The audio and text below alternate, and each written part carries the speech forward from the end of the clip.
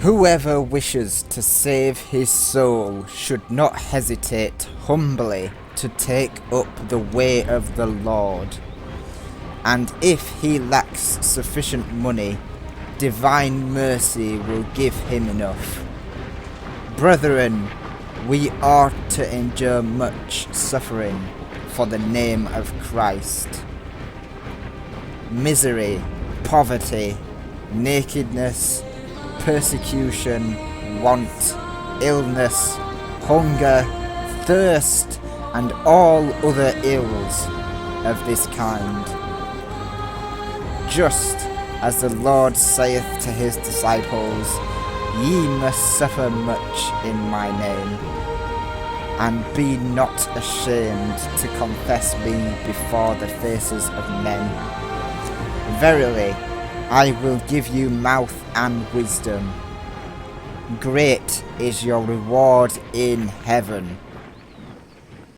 Hello there guys, it's Captain Invisible here and welcome to an online battle for Medieval 2 Total War, the Crusaders Kingdom expansion.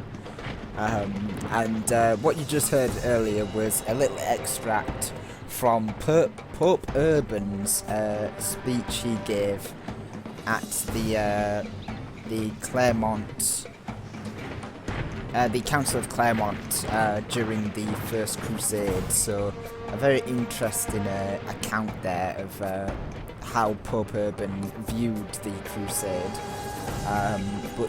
This is probably a setting in the Second Crusade, the sort of re-establishing of Jerusalem. So this is sort of part of the Second Crusade with our Kingdom of Jerusalem force, and for some strange reason we are teamed up with the Turks and the Egyptians. So God knows what happened here, but we're going to try and convert them with the power of the Holy Cross.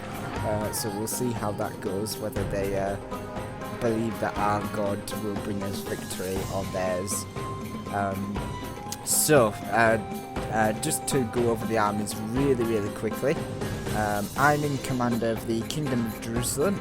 I've got 3 units of these Maronites of Lebanon. I've got 3 units of these Templar sergeants, and I do like the way these guys look, the cool painted crosses on the shields. It does look like they're actually painted on as well, which is quite fancy. Just like slap some paint on in the form of a cross. I've got 4 units of these dismounted Knights of Jerusalem, pretty epic units. Sort of feudal knight class units, I have to say. A Great Cross, always got to bring Great Cross. General's Bodyguard, some of these Squires of Tripoli. Then I've got 2 units of the Mounted Knights of Jerusalem, who brought their horses for this battle.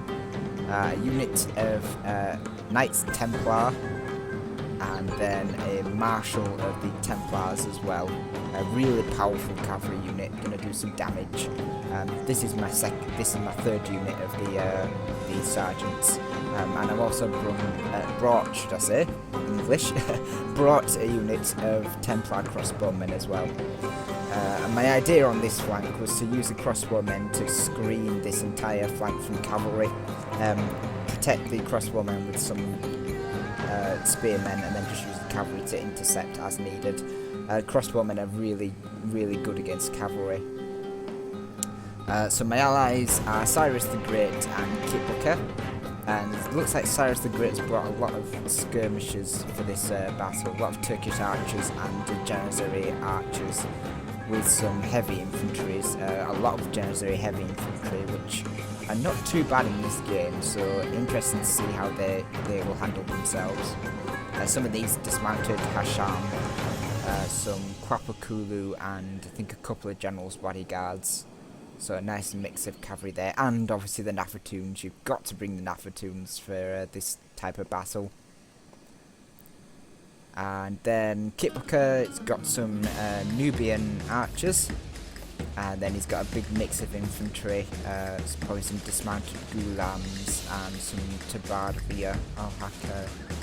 Yeah, he's got a lot of different types of infantry, a lot of interesting infantry forces, some Nafatuns as well, and I believe his cavalry. He brought the Kazaki cavalry. I'm not a big fan of the Kazakis. They're heavily armoured, but they don't have the maces that the Royal Mamluks do, so it's a bit of a waste there. Well, I say not a waste. I mean, the Kazakis are quite good, but I also prefer the Mamluks over the Kazakis. Then we've got the Papal States, very fitting in this kind of conflict, who's been commanded by Welshy. So Welshy's brought a lot of these Pavis crossbowmen, a lot of heavy infantry and pikemen, broken lancers, and he's got some broken lancer cavalry as well, some mounted crossbowmen. So it'll be interesting to see how he uses his lighter, more mobile cavalry against Kitbuqa. And we've got Explicit.D.A in command of the Principality of Antioch, the other Crusading kingdom. He's got some of these Armenians of Sicilia. These guys are pretty gritty looking troops. They look like they can handle themselves. And then some Hospitaller crossbowmen, should I say. I've got the Templars, he's got the Hospitallers, so a bit of a Crusader rivalry going on. He's got a lot of these Edessan Guard. These guys look absolutely epic. I absolutely love the Axemen in this expansion, and the Edessan Guard are probably one of my favourites, maybe after the Varangians. Then he's got a couple of dismounted Knights of Antioch, similar to my Knights of Jerusalem. In fact, he's got about 3 or 4 units of those guys. Sodir archers, they're like peasant class archers. He's got a great cross as well, so some great cross wars going on. And then he's got some Knights of Antioch and the General's Bodyguard. And he's got the Knights Hospitaller up on this flank as well, so very order heavy armies going on. It'll be interesting to see how we fare against one another. And then, funny enough, we've got the Russians. You don't see these guys in the Crusades, so this will be an interesting twist to this battle. He's got a lot of these dismounted Devor and a lot of Tsar's Guard cavalry, which are probably going to be more of a match for my own cavalry, hence why I've got some spearmen and some crossbowmen just to affect that battle. Then he's got some dismounted Ruzine, some British axemen and some dismounted Boyarsons, so it's going to be interesting to see how his infantry and cavalry match up against my own. So right now we're just manoeuvring into position. It looks like these guys have gone back to back. They're looking to play really defensively and refuse the flank. So I'm going to push up on this flank and push into a flanking position, hopefully to drive these guys even further back this way and to allow us to really surround them and crush them from all sides. And Cyrus the Great is following up with my advance, pushing forward to get into range of these missile forces. I believe they've got the missile advantage. Certainly against my own, my guys are not massively great, but they're good enough. But I think Cyrus has them outgunned on his side. So there was a cavalry push on this flank by the Papal States, by Welshy, but Kitbuqa saw that and he's going to drive them back with his Kazaki heavy cavalry, which will absolutely destroy the broken lancers. It looks like his Nubian archers are taking a lot of damage, but that's to be expected against Pavis crossbowmen, the sly dogs that they are. So back on my flank, I'm pushing up, and I should be relatively set up. I wonder if yep, here we are. So I'm in range now, so I'm going to open fire against the dismounted Devar. These guys are super heavily armoured, and they do have shields on their backs, so they are going to be quite hard to take out. But the early volleys are going to help me. And then for some strange reason, Denyia, who's in command of Russia, I think I forgot to say that earlier, pushes his archers up to try and get into range of...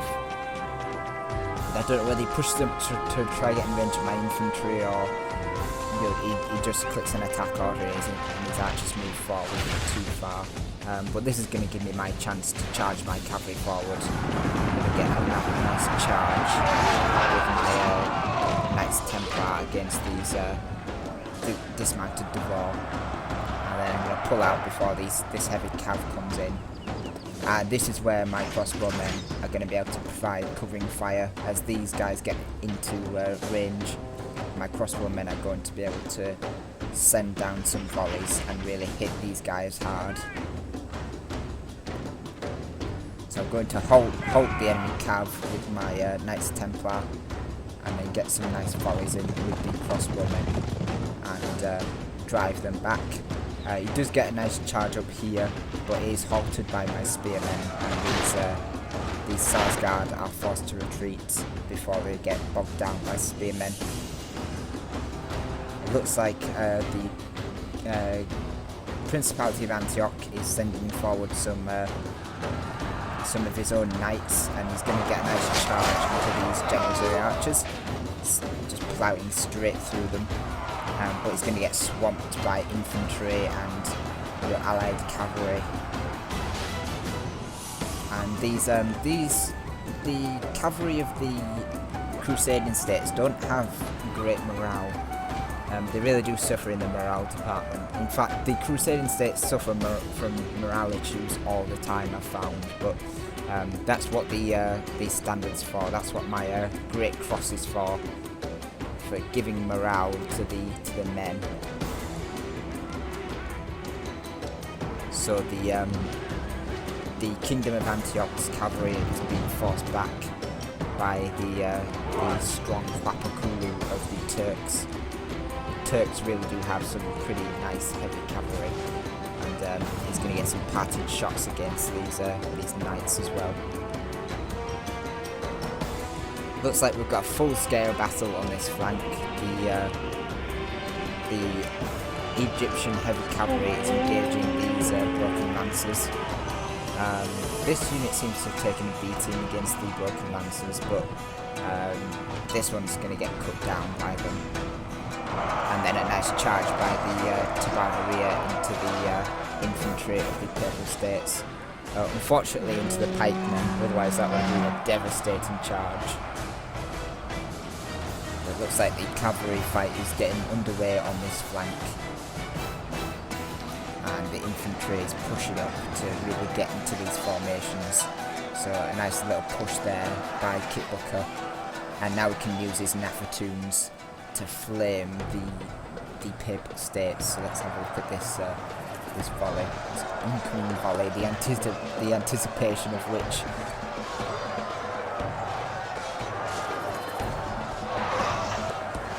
There we are, first shots coming in, and I don't think these low moraled Papal States troops are going to benefit from that. But Antioch is doing a good move here. Explicit.D.A using his infantry to flank the Egyptians and sending some cavalry as well to support. Definitely doing well to support his ally from Kitbuqa's vengeance. But Kitbuqa does have some spare cavalry, and he's going to fly onto these knights, dismounted knights, and he's going to evaporate them down to 18 men from a full unit of 60. Our men have captured the enemy general. Guard him well and make it so he can see us defeat the rest of his army. So, and it looks like the Turks have thrown forward their cavalry and infantry, and the forces of Antioch can only look on as their cavalry are decimated.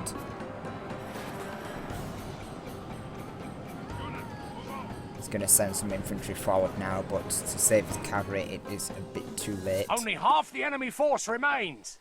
Our noble allies have lost their leader. Without their general, they may lose heart and flee. Unfortunately, Kitbuqa loses his general here, and I mean his infantry is holding, and his Nathatoons are doing their job at routing the enemy forces. His infantry is quite powerful. These Tabadaria are not to be messed with, but he's still got some Antioch cavalry roaming around, so he needs support from these Turkish cavalry on this flank. The Turkish infantry is now in full swing. The Janissary heavy infantry are now engaging the Edessan Guard. It seems to have blobbed his troops up, but it's going to be okay unless the Principality of Antioch flanks with his own. But it does have these light infantry to protect the flank.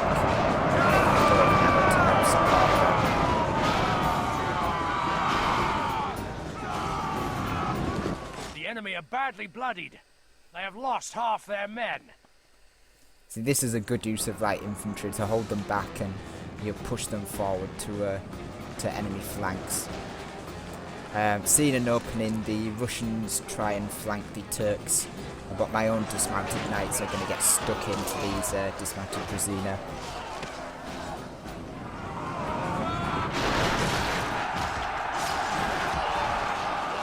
Really epic clash, and then my cavalry pushes forward to push off these Tsar's Guard.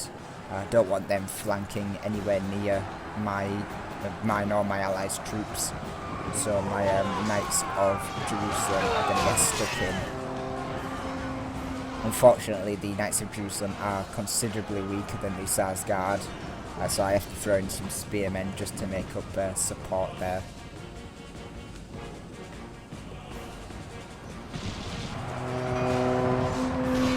Marshals of the Hospitallers are getting stuck in, and they've got 2 hit points, so they're going to do really well against enemy cavalry, really taking a lot of punishment from these Tsar's Guard. And then I've got my spearmen trying to defend the flanks of my infantry. Again, don't want these Tsar's Guard anywhere near my flanks. They have to be dealt with, and my spearmen are probably the best units to help with that.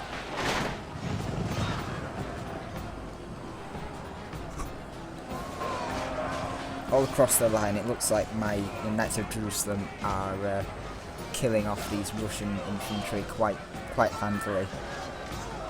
By St. George, our men have slain the enemy general. Without him, and we kill the Russian general, which is not going to be good for their morale. The Turks look like they are finally pushing through these Antioch troops. There's certainly a lot more Turkish and Egyptian support here than there is of the Principality of Antioch. Are badly bloodied. They have lost half their men. And with Antioch's general now dead, his troops will falter and break. But then the second wave of Russian infantry comes in and hits the already engaged Knights of Jerusalem in the flank.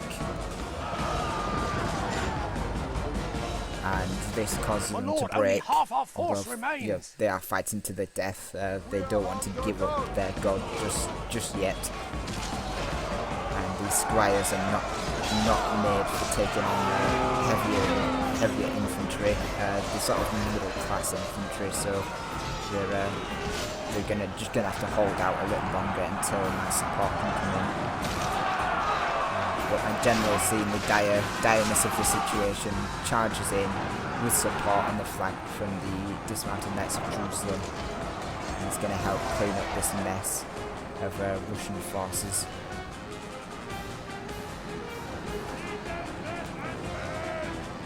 The flanks have been won by my spearmen and the remainder of my cavalry, so they're able to come in, and we're able to completely clean up the Russian forces.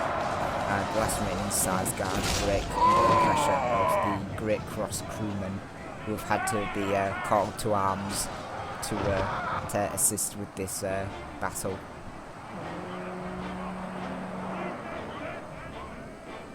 And that is pretty much the battle. There's not a lot of troops left that are still fighting.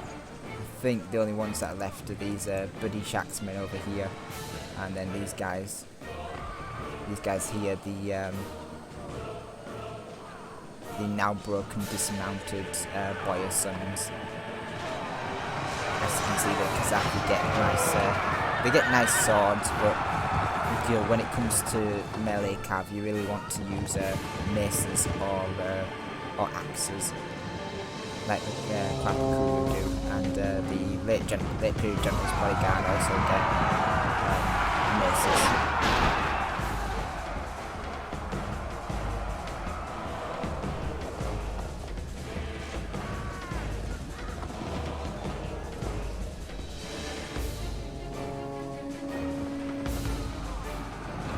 Another great charge by my general breaks these British axemen, and now it's just clean up time. There's some dismounted dwarf up here, but you can see the chaos of this battle. The Tsar's guard tearing into my Knights of Jerusalem on this flank. I think they took a lot of damage from the crossbowmen as well over on this flank, so my crossbowmen definitely paying for themselves in this battle. The Russian infantry just could not stand up to my Knights of Jerusalem. My dismounted warriors were just too much for these poor Drazeena. Some more dead Drazeena to the Knights of Jerusalem. The victory is and ours. Then some Odessan guard Be a salve upon our by wounds. the Turks, all the way up to this hill battle where Kitbuqa killed off the Papal States, and then the cavalry on the flank. So a very bloody battle, and quite a close one. It relied on manoeuvring a lot more than my other battles. So there was a lot of manoeuvring and a lot of pushing the flank and refusing flanks, and it was very entertaining. I really did enjoy this battle. As far as kills go, I brought 891 men, so slightly less than everyone else. I think I just brought 19 men to this battle. I don't think I brought too many men, so 19 units should I say. So I was a unit out, which would make sense. So I got 614 kills and 136 captures. I don't know where I got all the captures from. It seems like a common theme that we got quite a lot of captures, but I can't tell you where we got them from. Kitbuqa bringing Kitstuka, as he's called now, but he'll always be Kitbuqa to me. 961 men deployed and 696 men captured, with killed, should I say, with 399 men captured. So again, he captured quite a lot of men. I assume the Papal States broke and he just ran them down quite easily. Morale in the expansions is not as high, so you can really break enemy forces and just run them off the field quite easily. And then Cyrus the Great bringing 906 men, killing 712, so killing more men than me and Kitbuqa, and capturing 194, so doing quite well with his Turkish force. Then Denyia bringing 861, so bringing the least men to this battle, for some odd reason. I thought he would have had certainly more than me, because I only brought 19 units, but you know, he seems to have brought less men. He killed 558 of us and captured 43. Then Explicit.D.A bringing 1,011 men. I don't know how he managed to bring so many. so many men, so especially so many more than me, because the Kingdom of in fact I had more expensive cavalry, that's why. But yeah, the Kingdom of Jerusalem and the Principality of Antioch are pretty much the same, except Jerusalem get better cav and Antioch get better quality infantry, sort of the Edessan Guard and the cannons of the Holy Sepulchre. So speaking of which, I didn't see those guys in this battle, though they would have really helped with the fight. But he brought 1,011 men and killed 679, capturing 52. So not doing too bad. In fact, getting pretty close to what Kitbuqa got, and certainly beating me in that regard. So he certainly took out his fair share of men. And then Welshy in command of the Papal States, bringing 1,101 men. So bringing the most men, killing 634. So again, doing quite well for his team, and capturing 115 men. So all players doing really well. Looking at which of my units did the best, looks like a unit of Knights Templar, those glorious knights that charged into the Devor at the start of the battle, or at the start of the conflicts, should I say, getting 71. My Marshals of the Templars not doing as well as I thought they would. They are really expensive units, so I really needed them to do more than just 45 kills. My Knights of Jerusalem doing absolutely horribly. They really aren't that good cavalry units. I'll have to reconsider bringing them next time. Really didn't perform as well as they should have. My Templar Sergeants not doing too well, but they're not really there to kill infantry or kill anything. They're there just to stop cavalry from charging valuable units. So they were there just as blockades. The Dismounted Knights of Jerusalem doing really well. One getting 70 kills, couple with 40 kills, and one with 17. I'm not sure what happened to that unit of 17, but it must have got hit by something that it didn't like. So yeah, not a great result there. But the others did really well. My archers doing really well, 53 kills. Templar crossbowmen getting 76, so that would definitely worth bringing the Templar crossbowmen for that alone. And then Squires of Tripoli getting 36, so doing quite well from the squires there. So yeah, that was the battle, guys. Really interesting fight on the Kingdoms Crusades expansion. Always love to do the Kingdoms expansions, but I think the Crusades is one of my favourites, simply because it fixed the Egyptians. They were a bit lackluster in vanilla, but this game really did make them better. So yeah, I do enjoy the factions in this game. But yeah, that's all I have for today, guys. So thank you very much for watching, and I shall see you all in the next video.